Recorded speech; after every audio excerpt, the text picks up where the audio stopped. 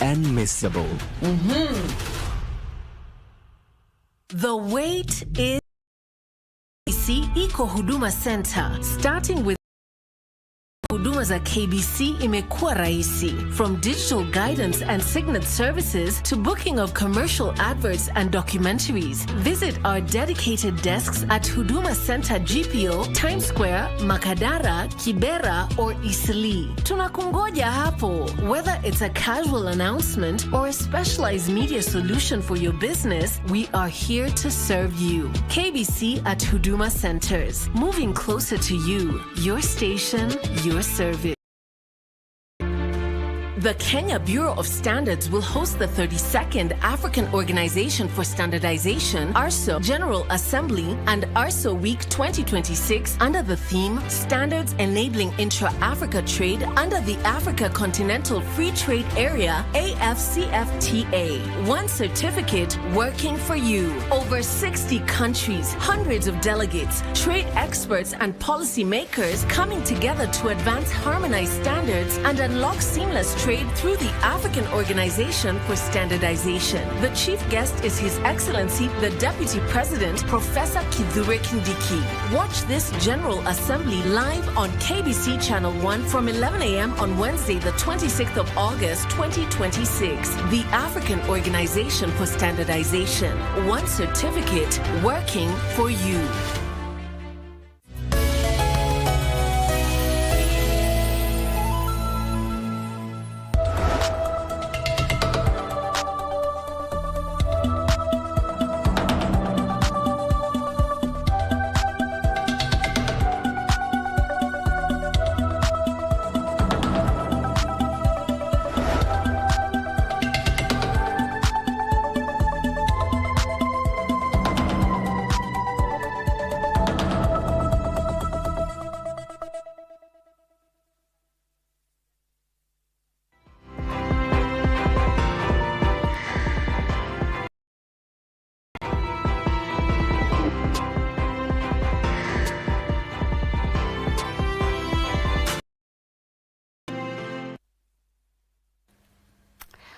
Well, a very good evening from wherever you are watching us. This is the Easy Friday. My name is Marie Yambo, and of course, helping me on the sign language tonight is none other than Anne Wangeshi. And before we bring you the news, here is a look at what's making headlines.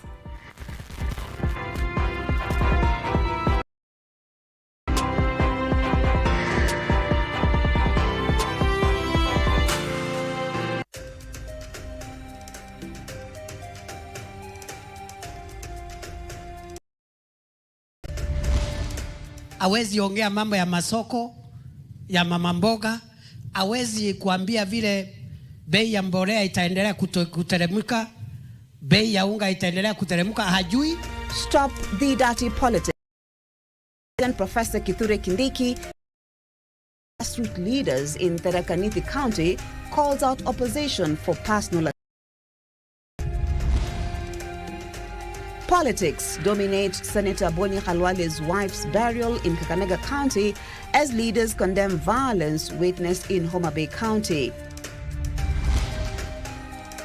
And government commits to refine the university funding framework as over 159,000 students from the 2025 KCSE cohort complete scholarship and loan applications.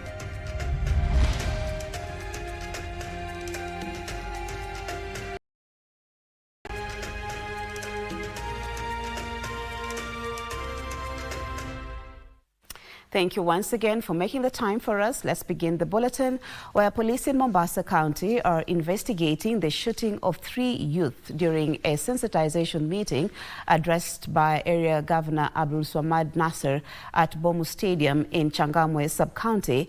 The youth were allegedly shot by members of the governor's security detail after the meeting allegedly turned chaotic. Kasichana Masha opens Easy Friday tonight. The anxiety was palpable at the Mikindani Hospital in Mombasa County, where friends and relatives were awaiting the transfer of their injured loved ones to the Coast General Teaching and Referral Hospital for specialized treatment. According to Mombasa County Police 3 youth sustained gunshot wounds and several others were injured after a fracas allegedly erupted during a public sensitization meeting led by the county boss Abdul Swamad Sharif Nasir. The unknown group came when the governor was addressing the Stawisha Fund team that was being sensitized. 3 people were shot. However, a section of eyewitnesses claimed that the youth were peaceful. Vijana kwa kuongea na mheshimiwa gavana. Walipokuwa wanamfikia wale mabodyguard wakawa wanawasukuma hawa. Alipokuwa yuko mbele akawa atakuongea na yule bodyguard akawa msukuma akatoa bunduki. Mimi ndo nimeona nikamzuia nikamwambia achana naye. Ilikuwa impate huyo kifua ndo nikaanguka naye nikamrusha kando. Yule bodyguard kwa ile hasira akapiga chini hivi akalengesha kwenye miguu. Family members and activists have criticized the alleged use of excessive force by the governor's security detail. Kwa nini bodyguard atumie risasi? Kwani kulikuwa na risasi ambayo anafanya self defense ama ndio sielewa. Ikiwa wewe ni afisa wa polisi umepatiwa silaha kumlinda yule mheshimiwa na unapiga wananchi, then you do not deserve to be a bodyguard. Wewe you are a body shooter. Ni vipi risasi 3 zinapigwa kwa wananchi? Police have assured investigations will be done to conclusion and perpetrators will be brought to book. Most of them are police officers. They should follow the law to dig deep into the matter and know exactly are these persons, because we will trace them and get them. Kasichana Masha, Easy Friday. Deputy President Professor Kithure Kindiki has taken issue with the opposition for engaging in politics of name-calling while lacking an agenda for the country. Speaking when he met United Democratic Alliance UDA grassroots leaders from Tharaka Nithi County, Professor Kindiki also faulted his predecessor Rigathi Gachagua over what he said was failure to perform his duties effectively while occupying the second highest office in the land, leading to his impeachment. Tharaka Nithi County on Friday. Professor Kithure Kindiki, United Democratic Alliance, all parts of the county to congratulate them following their election. In command sustained his onslaught against the opposition leaders, accusing them of lacking any transformation. Hawezi ongea mambo ya masoko ya mama mboga, hawezi kuambia vile bei ya mbolea itaendelea kuteremka, bei ya unga itaendelea kuteremka, hajui, ana namna. Kazi yake Kasongo, Soprano, one time waende. Professor Kindiki also called out Democracy for the Citizens Party leader Rigathi Gachagua for alleged incompetence during his tenure as deputy president, ultimately leading to his ouster. Deputy Rais, unafukuzwa na Kenya ukiwa wapi? It's not possible. Wezekani, it's not possible. Ati mimi Kenya nzima ingangane mpaka ni it's not possible. The deputy president to be the frontline champions of become the 2027 general election.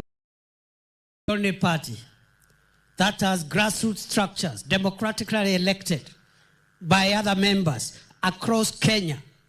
Professor Kindiki assured the government is on track in implementing improve the lives of Kenyans. Tilio Marco for Easy Friday.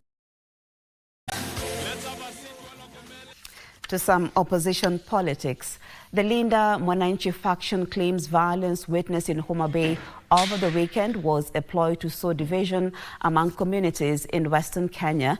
The leaders who spoke during the burial of the wife of Kakamega Senator Boni Khalwale said that they will stand their ground to the last point. Meanwhile, DCP leader Rigathi Gachagua, who was in Emurua Dikir, that is in Narok County, challenged locals to demand their rightful share from the government. The burial service of the wife of Kakamega Senator Boni Khalwale, Gloria Halaware, was an opportunity for the Linda Mwananchi Brigade to vent on their weekend Homa Bay rally that was marred by violence. Tuwe na uhuru wa fikra na usemi, tuwe na uhuru wa kwenda popote Kenya kuuza sera zetu. So Homa Bay County and Nyanza should be the last region to practice politics of intolerance. I offer an unconditional apology.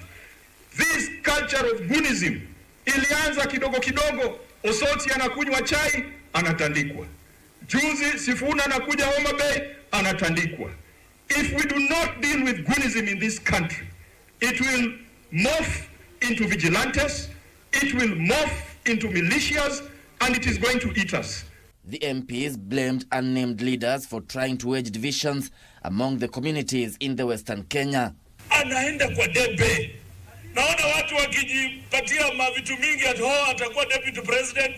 Waluya tumesupport watu wengi kwa muda mrefu. Sisi tunamuomba msimame na Edwin Watenya Sifuna. Nairobi Senator Edwin Sifuna assuring his constituents that he will not be derailed by acts of violence perpetrated against his Linda Mwananchi team, claiming victory was on site. Mimi nataka watu wetu mtulie tu.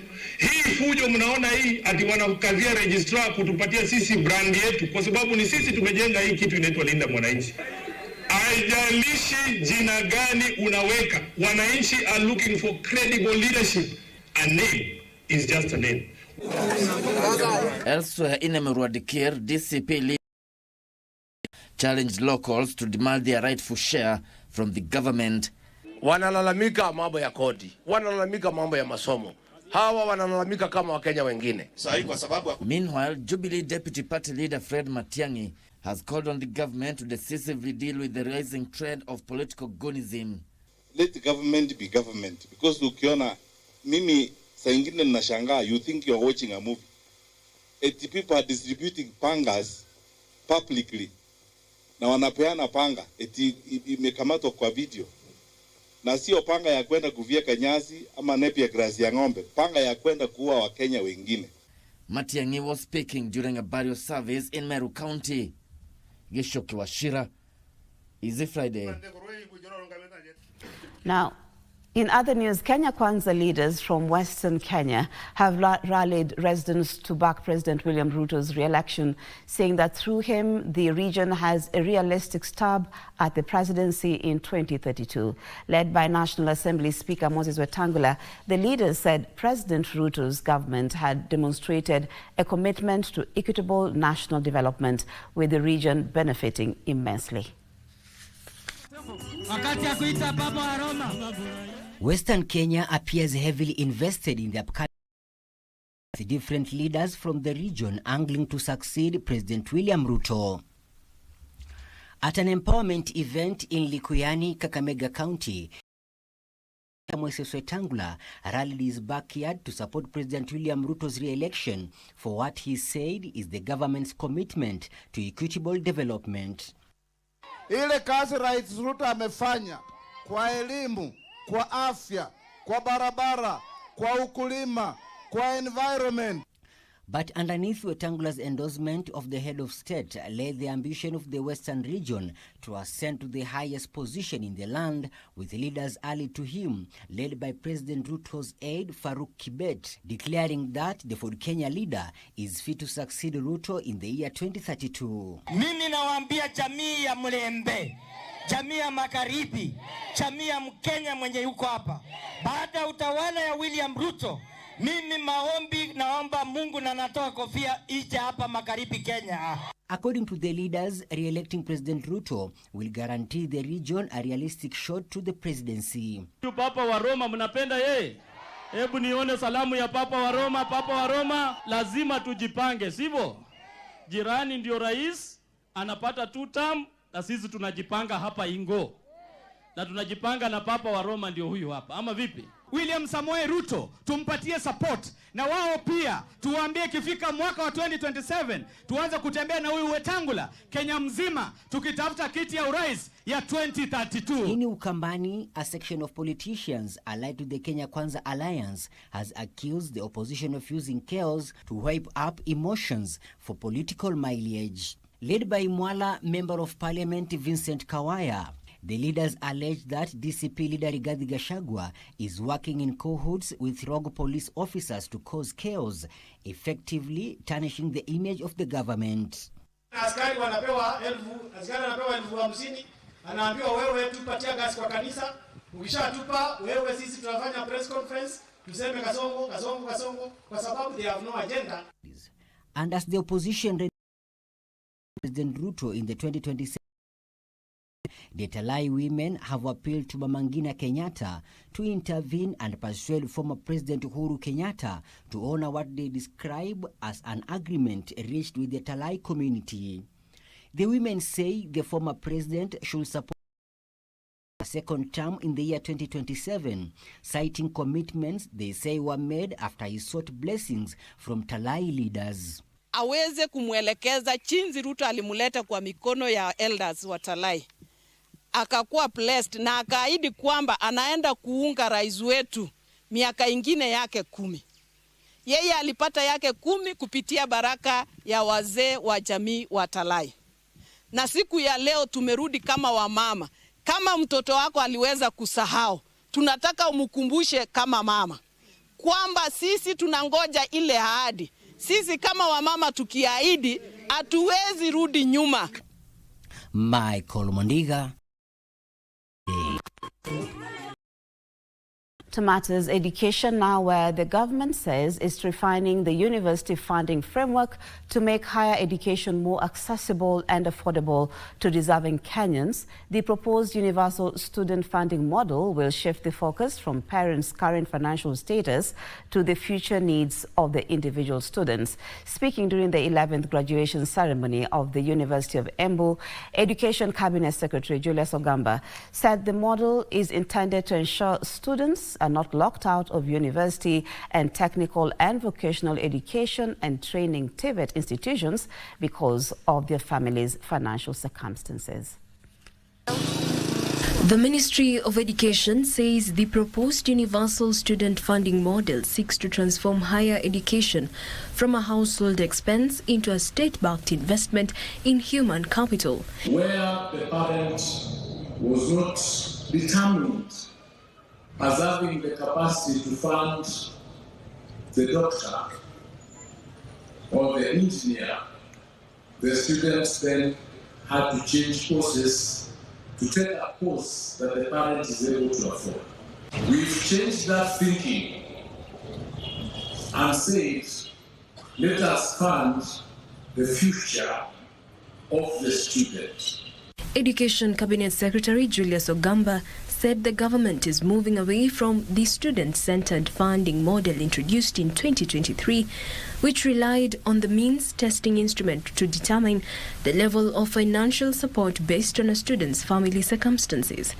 He said earlier funding approaches, including the differentiated unit cost model, had also left universities struggling with accumulated debts due to gaps in government funding. That is the bill that is in Parliament, and once it becomes law,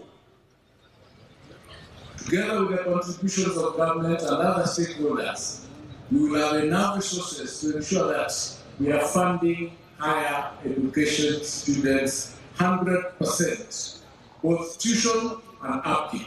The proposed model is expected to guide the government's future approach to financing higher education while addressing students' needs and ensuring universities remain financially sustainable. Jacqueline Masharia for Easy Friday. Still on matters university funding, more than 159,000 students from the 2025 Kenya Certificate of Secondary Education cohort have already completed their scholarship and loan applications through the Higher Education Financing Portal as the university's fund moves to process and approve funding for the growing number of students entering universities. A further 5,732 applications are still incomplete, and the university funds is urging affected students to complete the process to allow verification and approval. The fund has also received ISO 9001-2015 recertification with a call to further protect the growing volume of student data.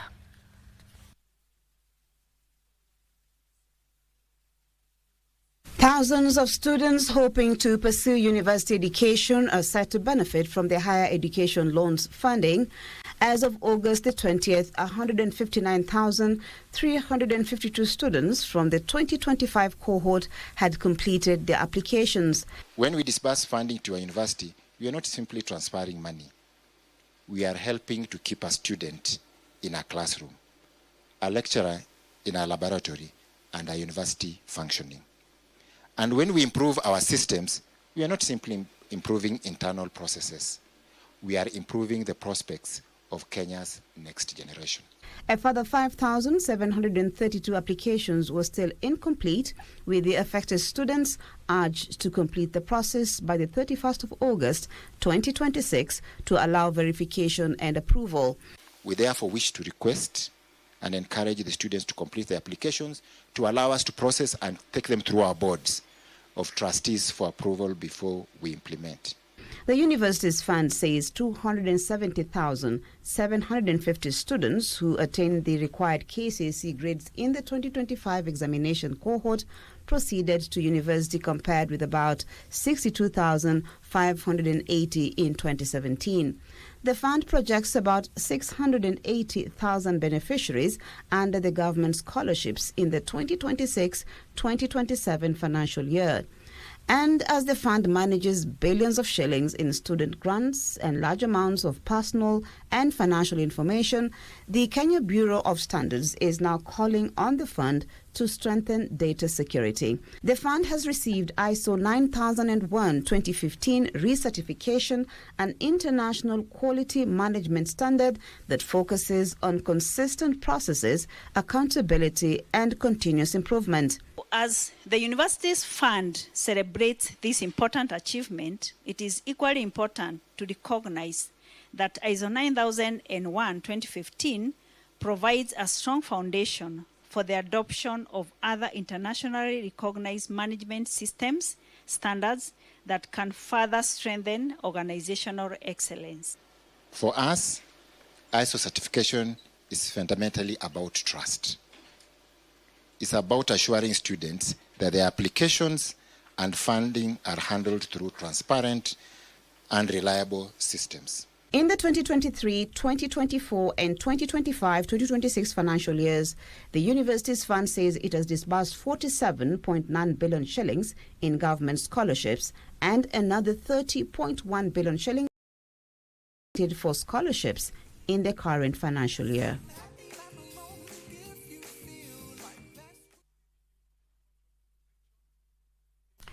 The head of public service, Felix Koskei, has called on the youth to leverage the Beyond 2030 forums to chart the country's course. Koskei says young people should push for ideas and policies that factor in the interest of the bulging youth population.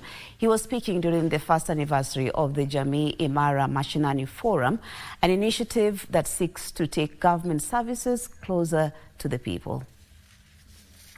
Following the launch of the National Conversation Beyond 2030 by President William Ruto, a conversation that seeks to create a citizen-driven long-term roadmap for Kenya, the head of public service, Felix Koskei, called on the youth to own the conversation. The future is theirs.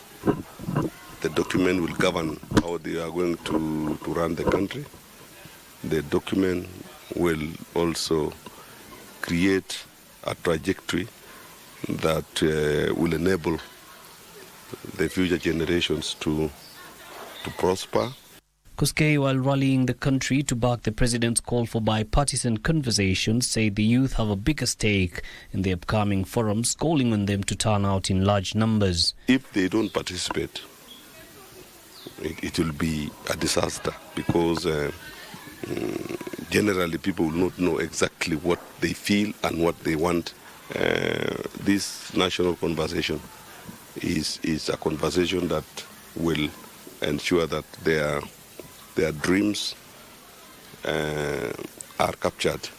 He was in the company of Public Health and Professional Standards Principal Secretary Mary Muthoni and Kenya National Highways Authority Board of Directors Chairperson Winnie Ngumi, who pledged the commitment by the government to continue engaging Kenyans across the country as a means of achieving equitable development. And by taking public servants closer to the people, listening to their concerns, and also better understand government programs and interventions. To meet our citizens and to explain to them and government projects. Within the road sector, Kenyans are thirsting to learn about what projects are being done. With a renewed call for citizen participation, the Jamii Imara Mashinani Forum says it will scale up its grassroots engagements as the country begins to define its next development blueprint. Jamii Imara has undertaken 22 engagements across 14 counties, reaching communities in different parts of the country and creating opportunities for citizens to raise issues directly with government representatives. We have engaged wananchi over the last 1 year. We have listened to them. We have heard their concerns, be it in road safety, be it in construction of roads, be it in land acquisition. We have been there and we have participated in Jamii Imara Mashinani throughout this program. Yusufa reporting for Easy. To matters election now, where the clock for the 2027 general election has begun ticking after the Independent Electoral and Boundaries Commission, IEBC, gazetted timelines that will guide the process. In the notice, the Commission has directed that all public officers who intend to contest in the elections must resign from public service or public office by February the 10th, 2027. IEBC chairperson Erastus Ethekon in a gazette notice has confirmed the general election shall be held on Tuesday 10th August 2027. On the material day, an eligible voter will elect president, governor, senator, woman representative, member of the National Assembly and member of County Assembly. Each political party intending to participate in the general elections shall submit the names and specimen signatures of their authorized persons by 15th October 2026 and their nomination rules certified by the Registrar of Political Parties by 30th October 2026. The legal guidelines also require the political parties to submit the names of the persons contesting in the party's primaries by April 8th, 2027, being at least 21 days before the nomination day. The electoral agency has also directed campaign period shall commence 2027 and 7th 2027, and the campaign time shall run from 7 a.m. to 6 p.m. Political parties and candidates are also required to submit to the Commission the names of their constituency and national chief agents by July 27th, 2027. Yeshuki Washira, Easy Friday.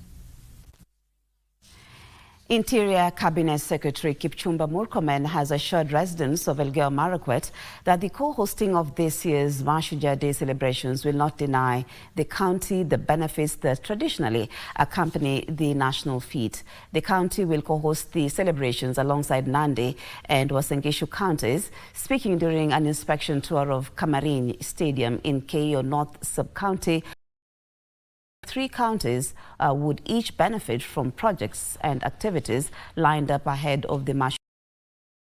The CS said the construction of Kamarin Stadium, which will host sporting activities ahead of the celebration, is halfway complete. Road, water and energy projects are also underway across the 3 counties as part for the event. And feel that there is a program that is going on. There is a Mashujaa. So we will have many activities. There will be cultural activities, the competition for music, as we get the best team that is going to represent us in the Mashujaa Day itself. We will have sports activities. We will also have a sports conference in the run-up to the Mashujaa, and that will discuss sporting issues in the country. This will be a national conference that we will have it here again in this region. Kamarin has been an eyesore, but I want to assure the people of Elgeyo Marakwet that now we are over 50%, and the contractor has promised us that it should be ready, and Waziri also, with the word from the President, has promised us that this will be done. Our biggest issue as Elgeyo Marakwet residents has been the completion of this stadium and infrastructure around our town. Look at news making headlines from the counties. Kilifi Governor Gideon Mung'aro has urged residents, especially those residing in flood-prone areas, to move to safer grounds ahead of the anticipated El Nino rains.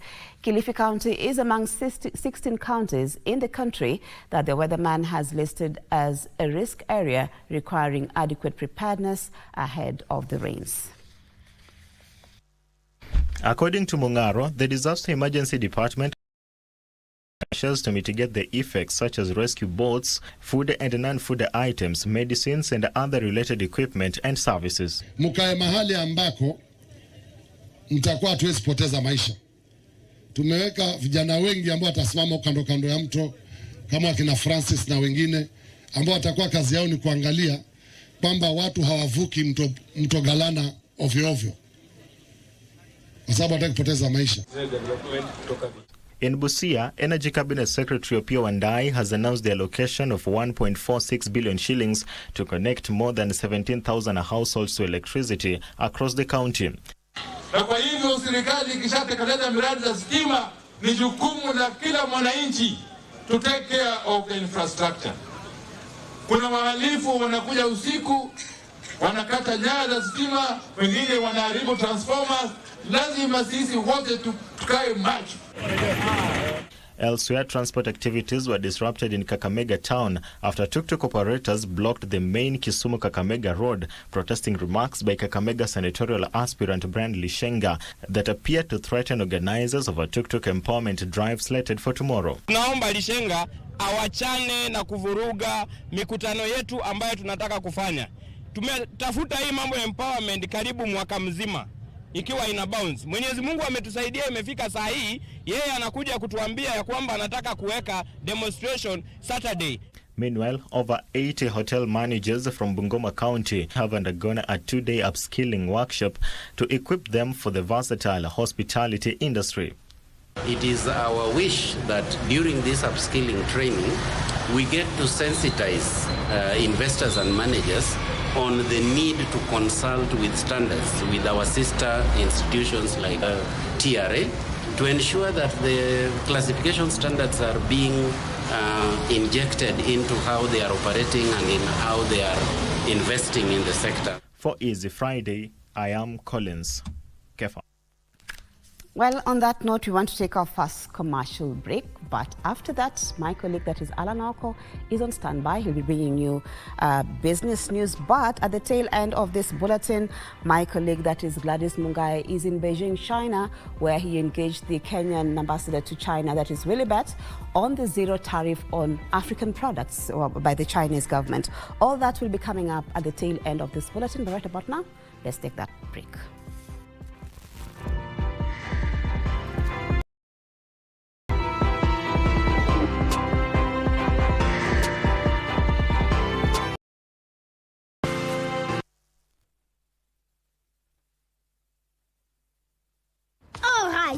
Listen up. Colgate is on a mission. It's kind of a big thing. Colgate Herbal uses traditional nature, combines it with Colgate Science for healthy gums and strong teeth. Colgate Charcoal Gentle Clean cleans and polishes teeth for a whiter smile and a naturally fresh and clean mouth. Choose natural. Choose Colgate Charcoal. Kila mtu siku hizi anajua AI.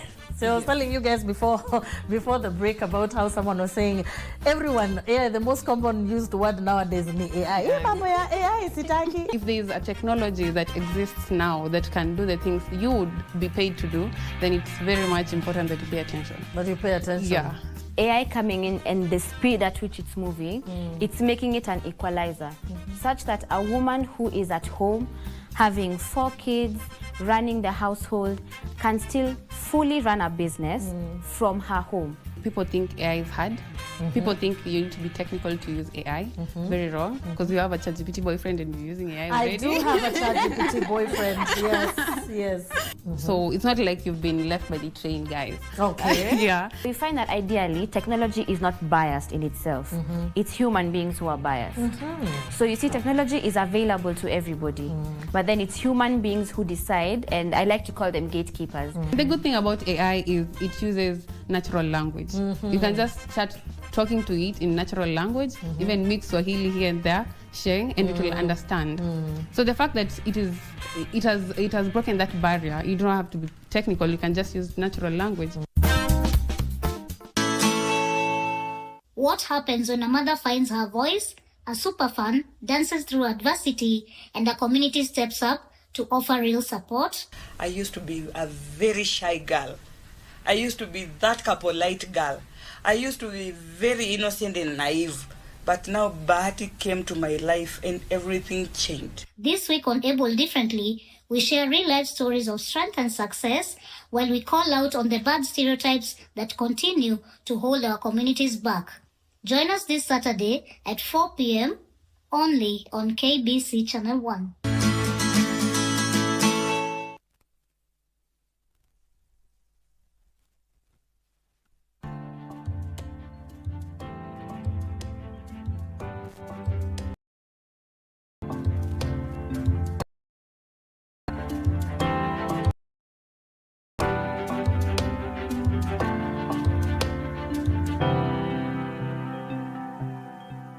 Hello and welcome. It's time for business with me, Alan Aoko. And Kenya is pushing for strategic partnerships, expanded connectivity and development of local technical expertise to position the country as a leading digital hub in Africa. Broadcasting Principal Secretary Stephen Isaboke says Kenya is keen on turning its digital infrastructure investments into tangible opportunities for citizens and businesses. The government is stepping up its digital transformation agenda, including its target of 100,000 kilometers of national fiber optic rollout to position Kenya as a regional hub for technology, innovation, and digital services. We talk about the 100,000 kilometers of the fiber. This thing is happening. Any of you, wherever you come from, whether in Nairobi, whether country where your parents or grandparents live, so what the government decided to do is to accelerate and ramp up the coverage of the country. We said we'll use the power infrastructure to also run now the fiber. Broadcasting Principal Secretary Stephen Isaboke said Kenya's national digital agenda provides a strong foundation for accelerating connectivity and building an intelligent digital economy. The future is connectivity. You must invest. Where before we were investing in roads and all these things, the digital superhighway is the next thing.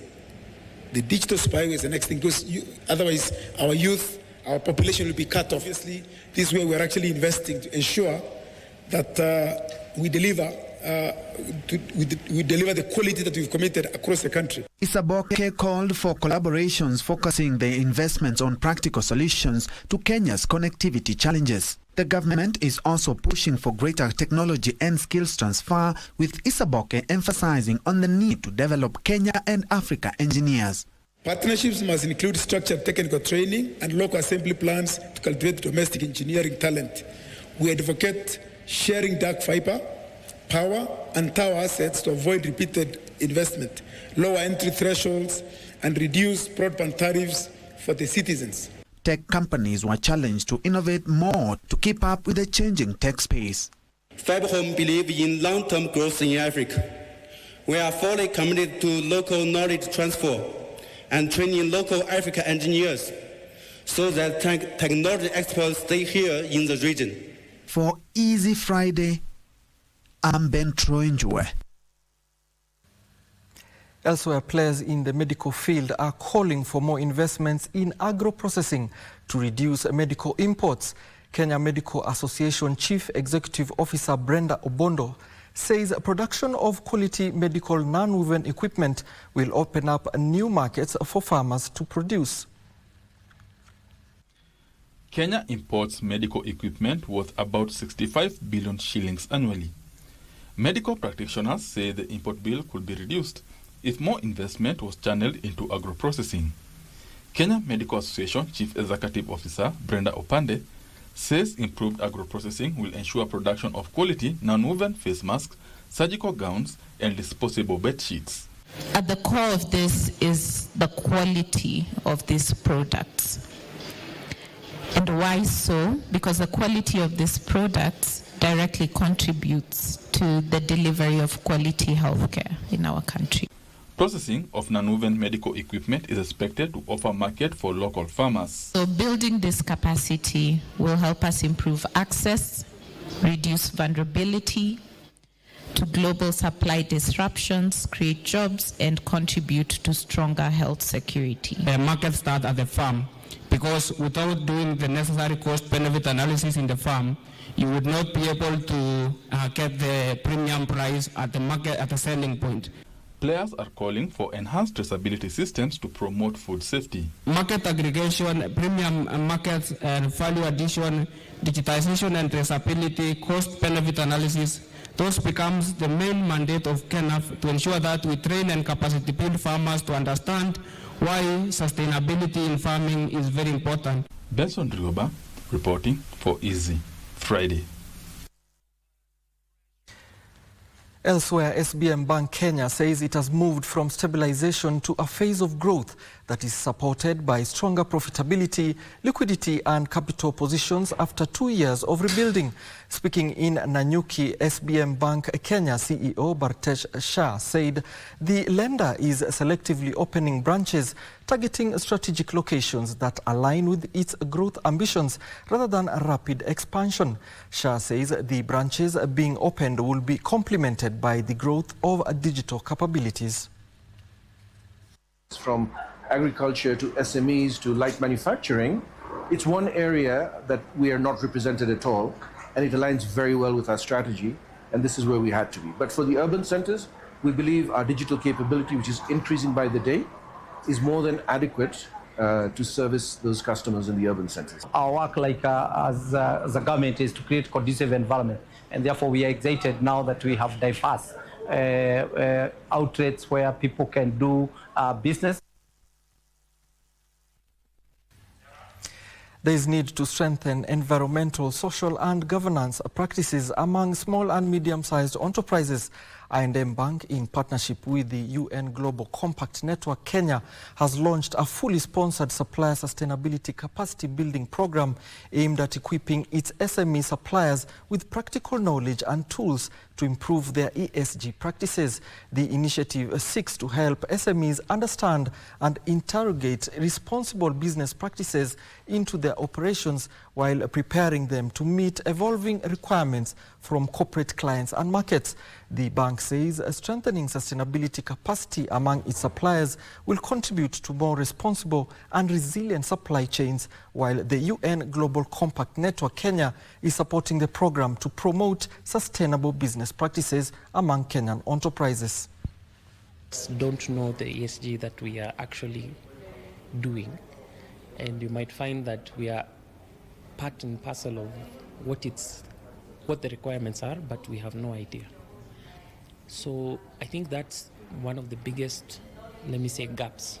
We are hoping that by the end of this particular program that we'll have over 50 of our suppliers able to complete ESDDs, which are environmental and social due diligences, on their own.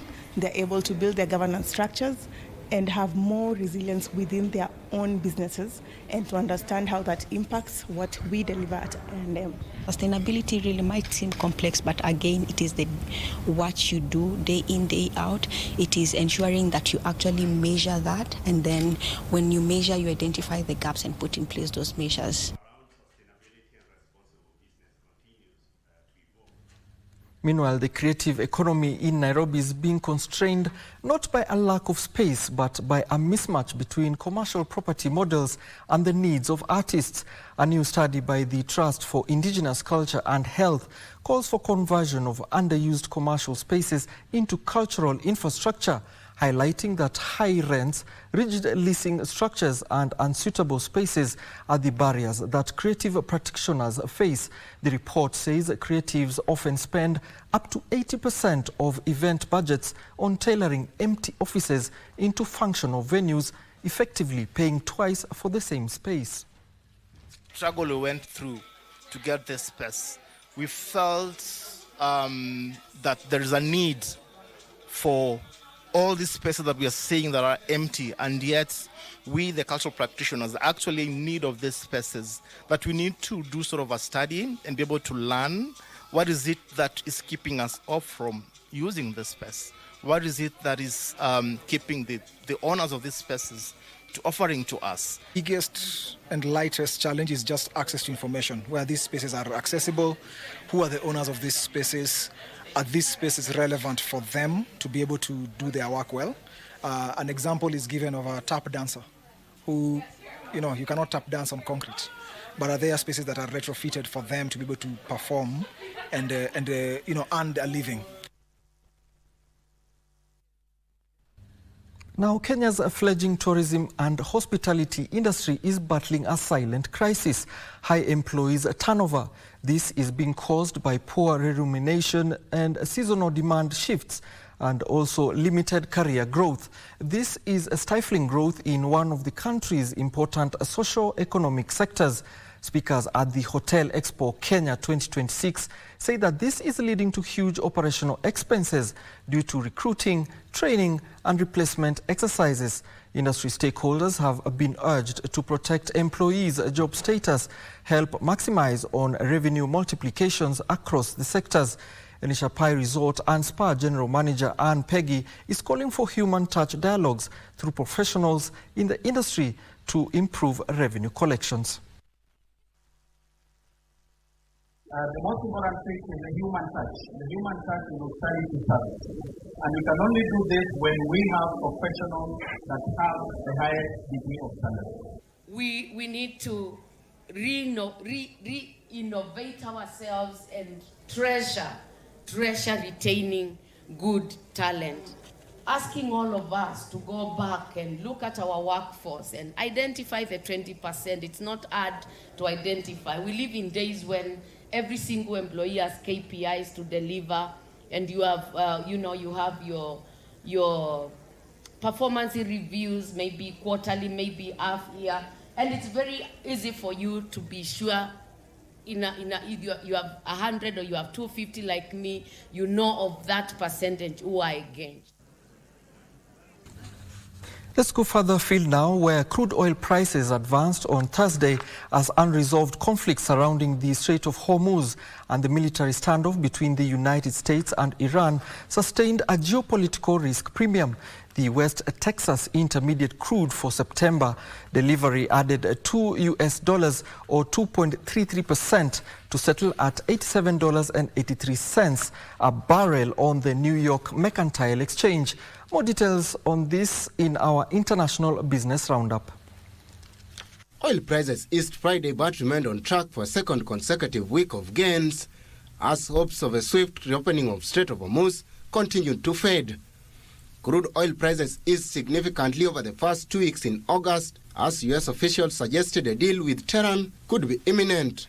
A hardening of Washington's position has left the future of shipping through the Strait of Hormuz deeply uncertain, with vessel traffic remaining at crawl amid fatal attacks. Brent crude for October delivery increased by $2.16 or 2.36% to finish at $93.78 a barrel on the London ICE Future Exchange.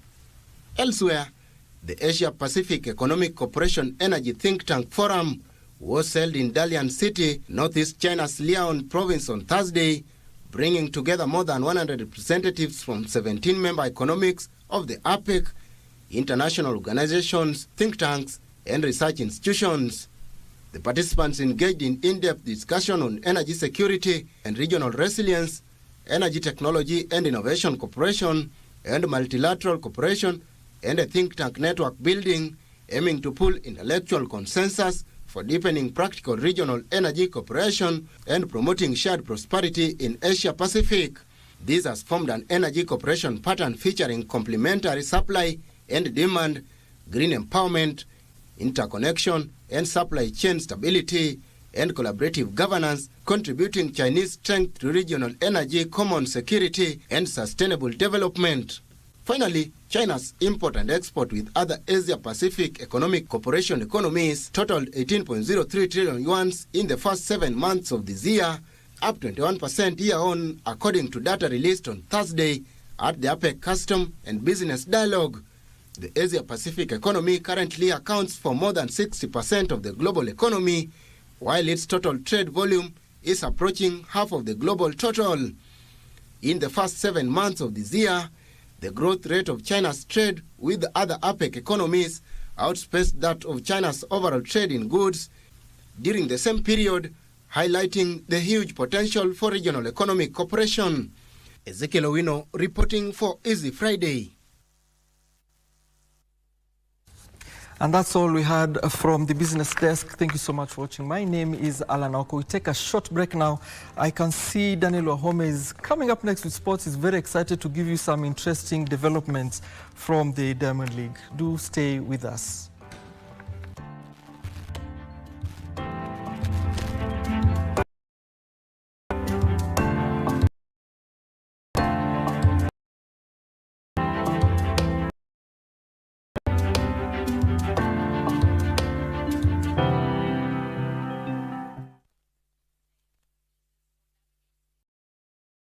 Listen up.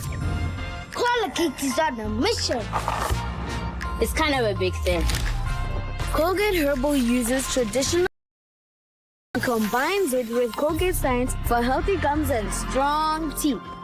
Colgate Charcoal Gentle Clean cleans and polishes teeth for a whiter smile and a naturally fresh and clean mouth. Choose natural. Choose Colgate Charcoal.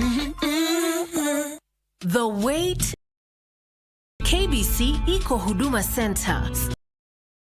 Kupata huduma za KBC imekuwa rahisi. From digital guidance to booking of commercial adverts and documentaries, visit our dedicated desks at Huduma Center GPO, Times Square, Makadara, Kibera, or Eastleigh. Tunakungoja hapo. Whether it's a casual announcement or a specialized media solution for your business, we are here to serve you. KBC at Huduma Centers, moving closer to you. Your service.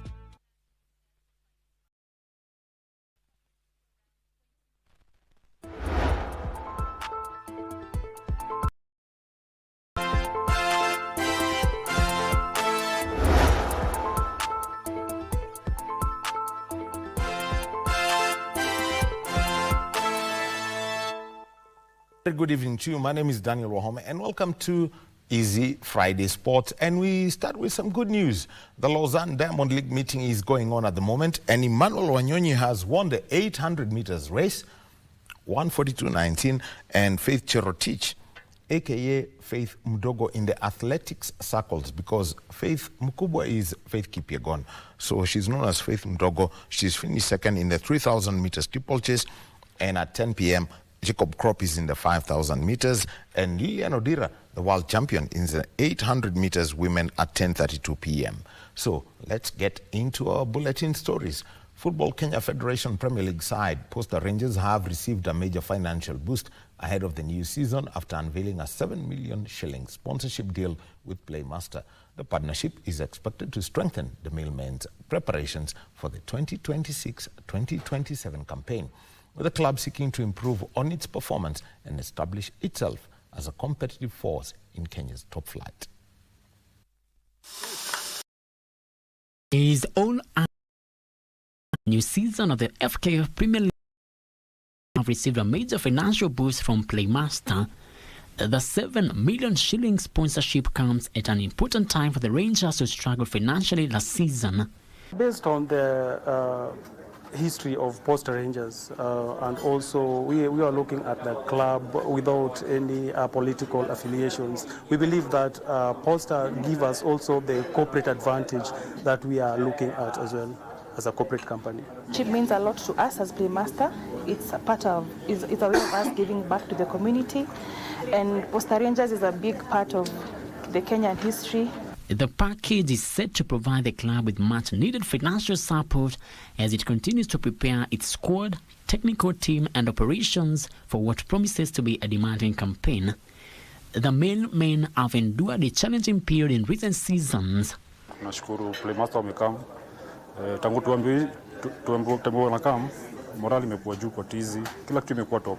Na hii season tuna expect a very competitive team from Posta Rangers. Because we have brought Playmaster on board, I can tell you that the players are going to get their bonus, and logistics will be easier for the team to travel and make sure that we compete. After finishing the 15th position last season, Posta Rangers will be seeking to show an impressive performance this season once the league begins, as they'll open the campaign with a match pitting Shabana.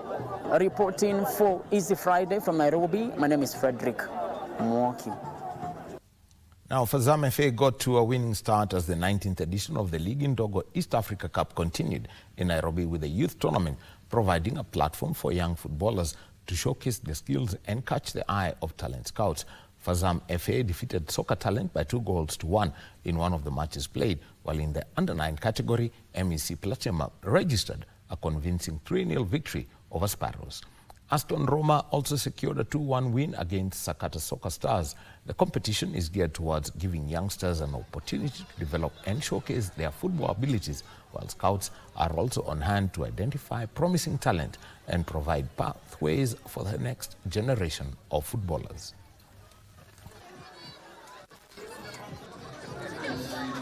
The main objective of the tournament is to give the opportunity of the young youth or the young players to be able to play a tournament to gauge themselves on how far they have reached as far as football that they are undertaking as a career.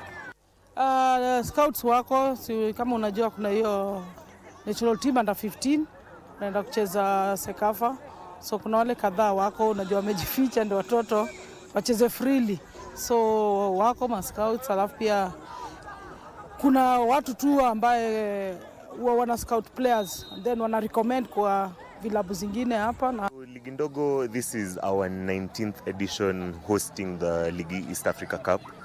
Ideally, inasaidia grassroots football, watoto kuskautiwa. Nimekuwa na ligi since niko 6 years old, na imenionyesha vitu mingi sana, skills ku handle ball, na mimi nategea ball nisaidie familia yangu. And three-time Football Kenya Federation Women's Premier League champions Kenya Police Bullets have jetted out to Kigali, Rwanda, oozing with confidence ahead of the 2026 Sekafa CAF Women's Champions League qualifiers. The law enforcers are aiming to go a step further this term after coming agonizing close to regional glory over the past 2 seasons. The contingent of 26 players and 8 officials touched down in aiming to secure the region's sole ticket to the continent's premier club competition. Coach David Bujegu's side has been drawn to see whether they lock horns with 2022 champions Simba Queens of Tanzania Girls Academy. Maandalizi yamekuwa mazuri. Tumesajili wachezaji wazuri. Ndio sana ya kufanya maandalizi sababu ya WAFCON. But ila tuna matumaini tutapoenda tarudi kama tuna kitu. The Bulls playing against Simba Queens this Monday in a tournament running from 31st of this month. Coach Bujego will provide the vital spark needed to ban near misses. We are ready. Tuende na turudi na kitu. So tumejiandaa vizuri na nikidhani ndio kitu polisi na miss na ndio tunataka kupambana tukuje nayo. The team fell Commercial Bank of Ethiopia CBE in the 20 before suffering a heartbreaking semi-final exit on home champions JKT in Nairobi.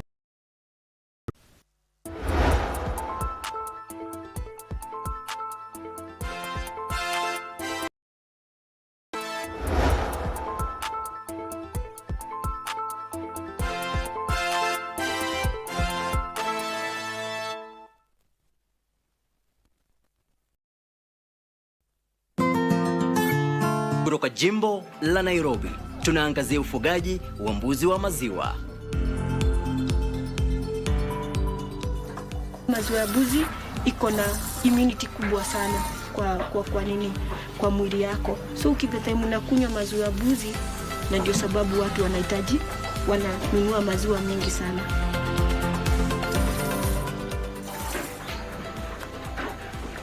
na kisha tuifurahie chai yenye ladha ya maziwa ya mbuzi.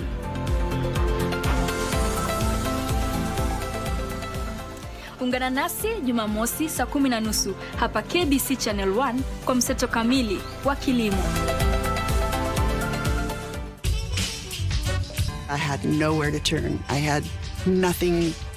I was sinking. I was barely able to keep my head above water at this point.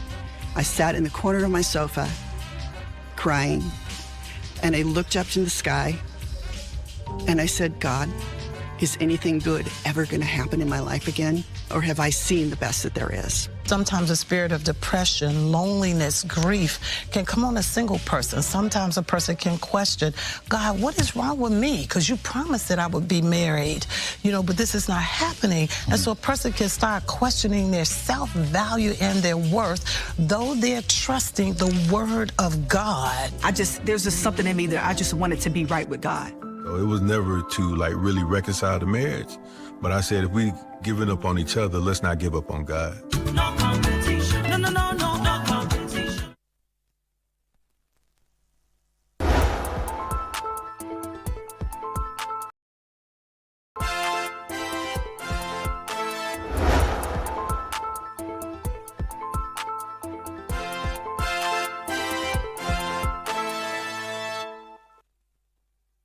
And welcome back to Easy Friday Sport. Now, Kenya's campaign at the 2026 CAVB African Beach Volleyball Championship came to an end today after both remaining pairs were eliminated in the round of 16 in Alexandria, Egypt. In the women's competition, Selena Gambo and Yvonne Wavinya fell to Morocco's Dina and Imane Yaki, losing in straight sets of 21-9 and 21-7 at the Abu Hef Beach. The Kenyan men's pair of Elfas Makuto and Regan Kipchirchir also bowed out after losing to Egypt's Abdul Sud and George in straight sets of 21-15 and 21-12. The defeats bring Kenya's participation in the knockout stages of the Continental Championship to an end. The event also serves as part of the qualification pathway for the 2028 Los Angeles Olympic Games.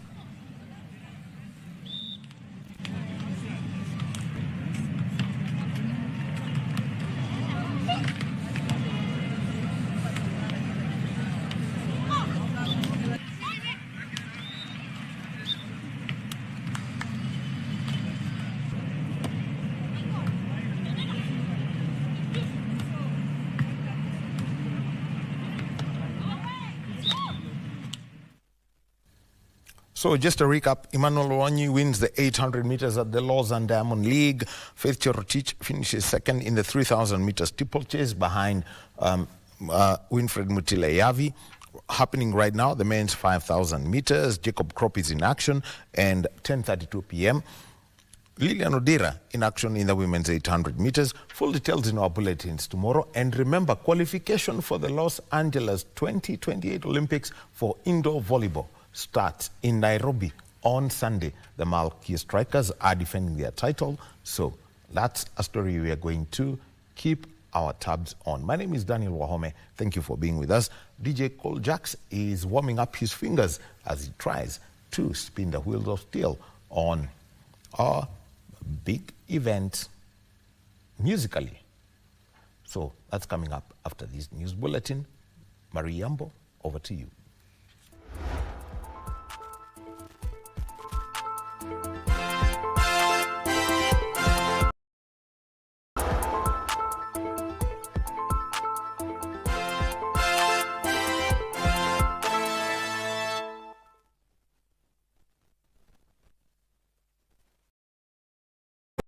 Every emergency begins with a single call. Morning, St. John Ambulance Control. In a matter of seconds, that call can mean the difference between life and death. Behind every response is a dedicated team of dispatchers, paramedics, and nurses working tirelessly against the clock to ensure help reaches those in need before it is too late. Less than 10 minutes, we should be already at the scene. Within another 30 minutes, we should have assessed the patient and maybe even administered the necessary treatment. And then within that 1 hour, we should be placing our patients at the nearest hospital facility. Join us this week as we focus on emergency preparedness and response, only on Health and Lifestyle.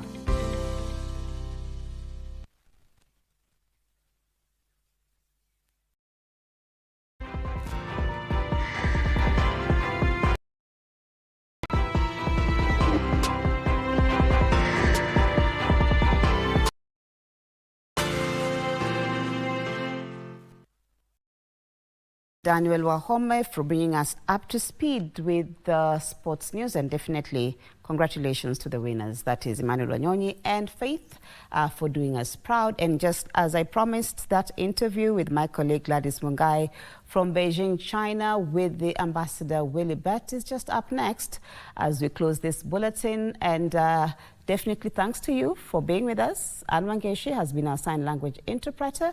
And here I'm leaving you with this particular interview where China's zero tariff policy for African products took effect in May, creating new opportunities for African exporters seeking access to the Chinese market. Months into the policy, what does it mean for Kenya, and how can Kenyan businesses position themselves to benefit? Our reporter Gladys Mungai spoke to Kenya's ambassador to China, Ambassador Willie Bett in Beijing, China, for insights. Here is that particular interview. And welcome. This is an interview on the issue of zero tariff done in Beijing, China. On set, I'm joined by the Kenyan ambassador to the Republic, or to the People's Republic of China, Ambassador Willie Bett. Balozi, welcome so much on set. Asante sana, na thank you for coming and having me discuss this important topic.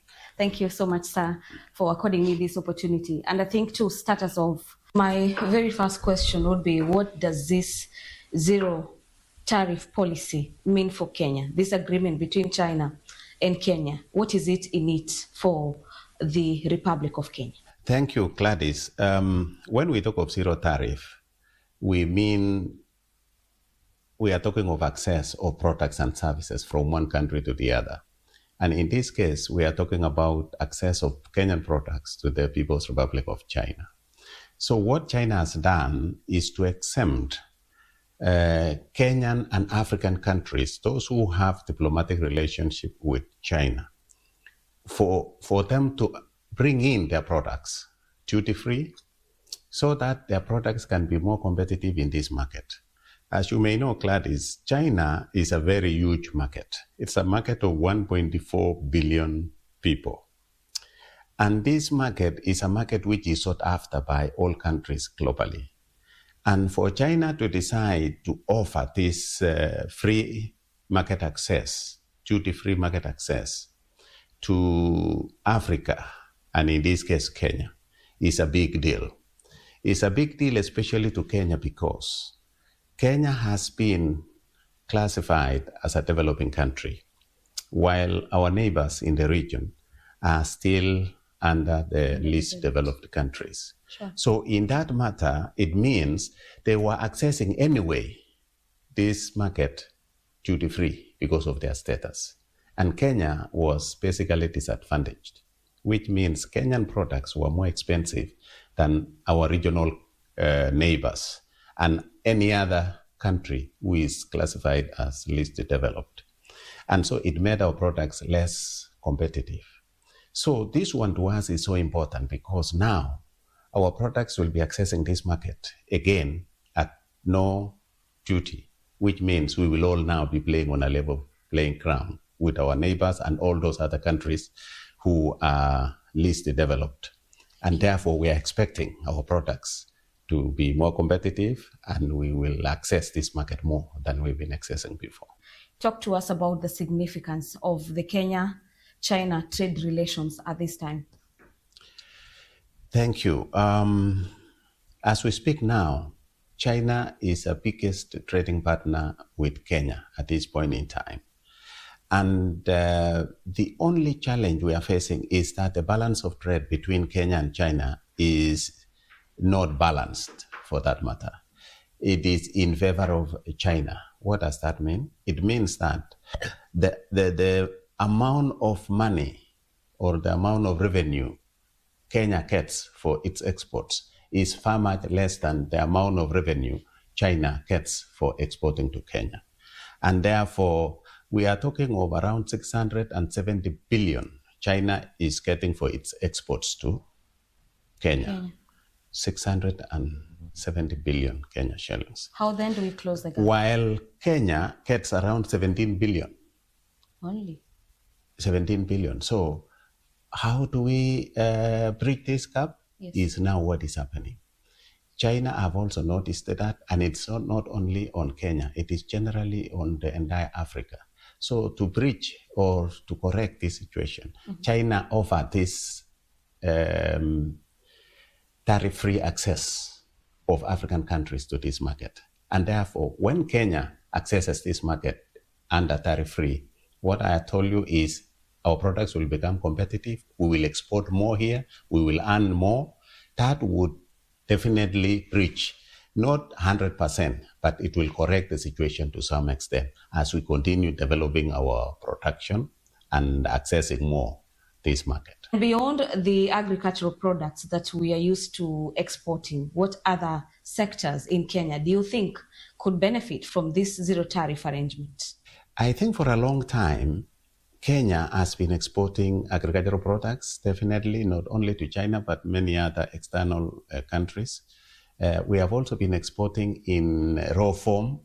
Basically, our agricultural products have been sent out just as raw materials for value addition in other countries. So what is happening now is we want to expand our exports. And this access to China is not only on agricultural products. Of course, we are an agro-based country. And therefore, the majority of what we'll be exporting definitely will be agriculture. But diversification or the tariff, the zero tariff policy is not only on agriculture, it is also all other products which we can supply as a country. In Kenya, I see a situation where we would need to do more in our mineral sector. In a situation where we organize our mineral sector to the extent that we get value for our minerals which we have by mapping and finding out how much mineral do we have in the country. And at this point, I want to commend the Ministry of Mining, because as we speak now, we see a lot of activity in the area of mapping of our minerals in the country. We have also seen advertisements for companies to come and invest in exploration and exploitation of minerals in Kenya. What would that mean? It would mean, therefore, we will have minerals also accessed in China as well as other countries, which would, in a big way, because of the value, improve the trade balance, which is in favor of China in that matter. And so we are expanding our portfolio so that we don't only rely on agriculture. The other issue which I want to bring at this point is we want to stop exporting agricultural products as raw materials. We want to value add fast before sending out. We need, instead of sending avocado, fresh avocados, we need to process it so that we can export. Instead of sending tea, which is bulk, we package it, we brand it, we make it Kenyan, and then send it out here, which is being consumed out here. It is known, it's tea from Kenya. Otherwise, as we speak now, it comes as bulk.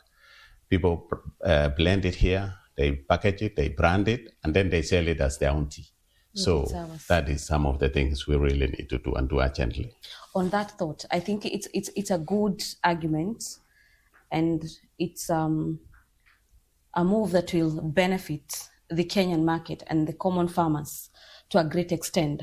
However, my question from that point would be, now that we are seeing a situation where you as our ambassador and as our best bet in the Republic, on the People's Republic of China, is advocating for export of finished products, are we likely to see a situation where the government of Kenya enters into partnership with the People's Republic of China government, and we see establishment of industries back home to process the raw materials into value-added products ready for exports?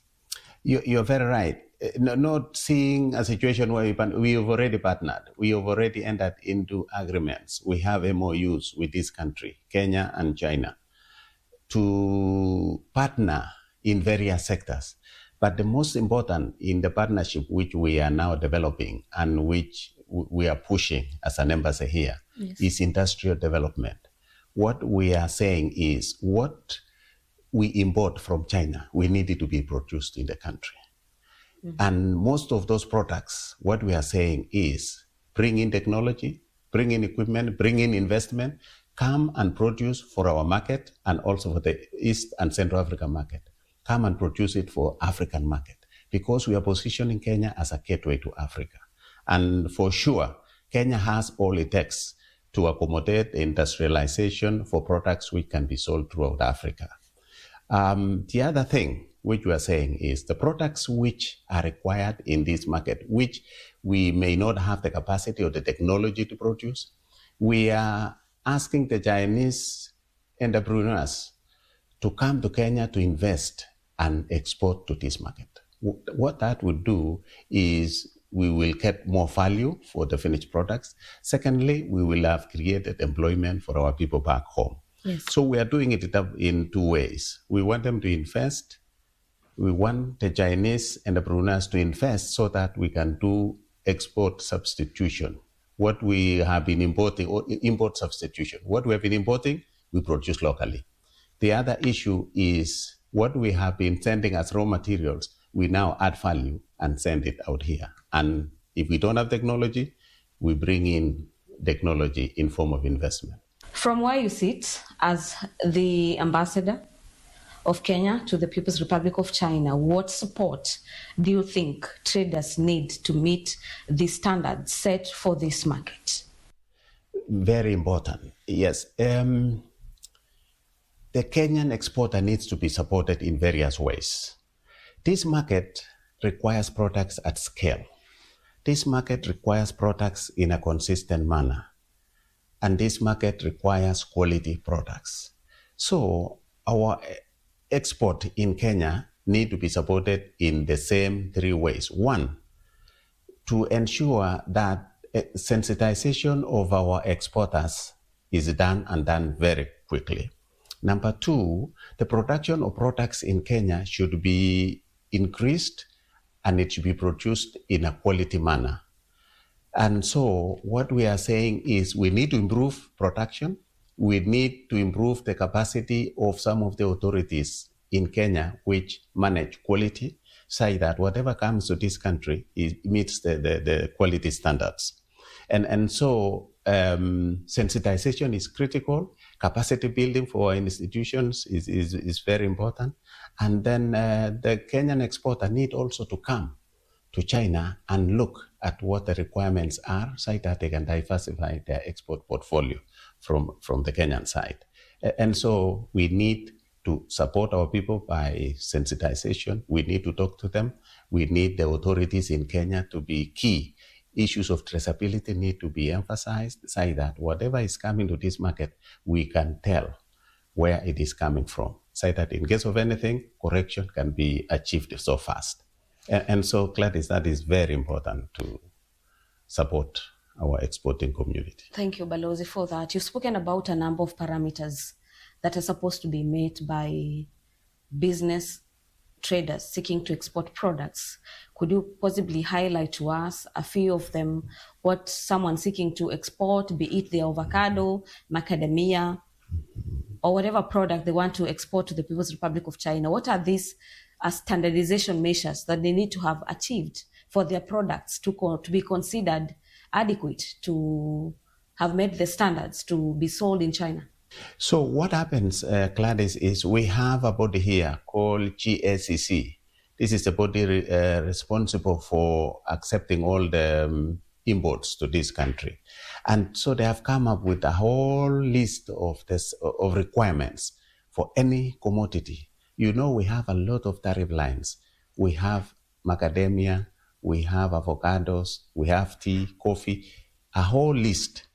And so in each of the lists, it has its requirements. So it's it's a list which is available to all our exporters. So what we are saying is they need to go through that list of requirements in terms of standard, issue of quality, how it should be packaged. So they have specified everything, the Yeah. GSCC.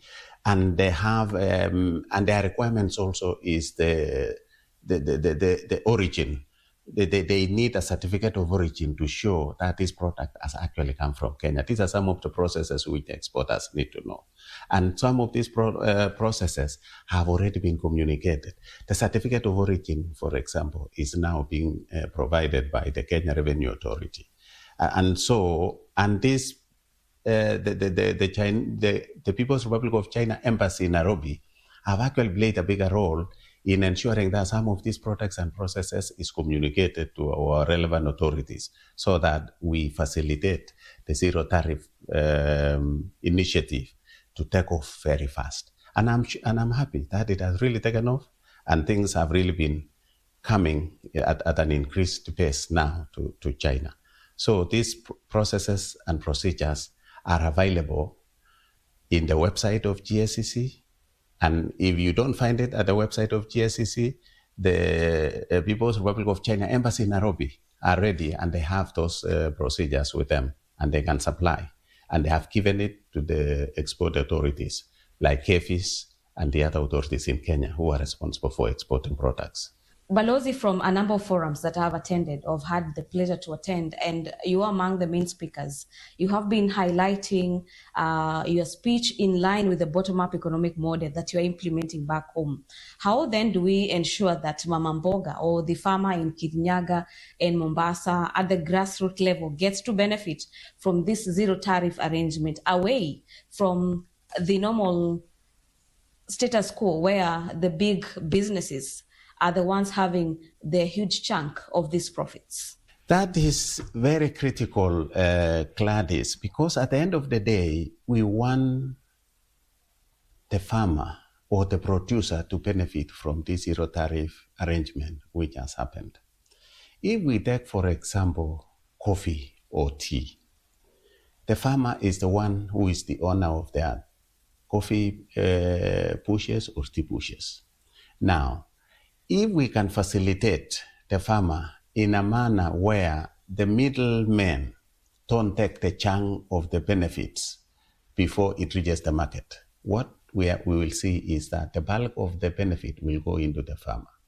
So what we are opening is, we are saying, let the aggregation happen, because what happens in China is they need these products in scale or in bulk. Yes. And there will definitely be no one farmer who can satisfy that market. So there needs to be aggregation infrastructure in the country, which will help accumulate bits and pieces of these products from across the country. That should be so efficient, so that the bulk of the benefit does not go into the infrastructure and not to the farmer. So the onus now is on us in the country, and the ministry is concerned, say that we establish very good infrastructure in the country that would allow the common farmer, the small-scale tea farmer, the small-scale coffee farmer, the small-scale macadamia farmer, to aggregate their products, grade it, help them to have it graded into quality standards, and then access this market. So when payment is done from this side, we need to be sure what is the percentage of that payment going to the farmer. In most cases, you might find only 20% goes to the farmer, and the rest is financed here in between. That is not correct. What we want to see is the bigger percentage going to the farmer, and the logistics in between here takes a smaller percentage. And that is really the honors we have to do by the relevant authorities and ministries in Kenya to ensure that this logistical arrangement does not consume more and make the farmer really look like he's not the owner of the product. And finally, Balozi, what is your message to business traders that are seeking to enter the Chinese market? As an entrepreneur in Kenya, what I want to tell them is that there is a huge market in China. What you only need to do is be aware, establish, be focused. If your business is to export avocado, procedure from A to Z, avocado is exported to China. what are the requirements, what, so that, and how do you get your products? Because as I said, it's not possible to produce enough for export to this market. So if you want to export avocado, for example, make sure your sources in Kenya are reliable and consistent, so that you don't bring 2 or 3 containers and that will be the end of it all. You will definitely lose your market here because people here need consistency. So you need to look at your value chain, say that it is clear from where you begin, from where you, up to where you sell your products here in China, and make it consistent, maintain your quality, know the procedure, and definitely you will succeed and benefit from this zero tariff arrangement. Well, thank you so much, Balozi, for those insightful remarks on regards to the issue of zero tariff arrangement. That marks the end of our interview. We are coming to you yet again from the Kenyan Embassy at the People's Republic of China in Beijing. My name is Gladys Mungai, and it's bye-bye for now. Balozi, thank you. Asante sana na karibu tena. Asante, shukran.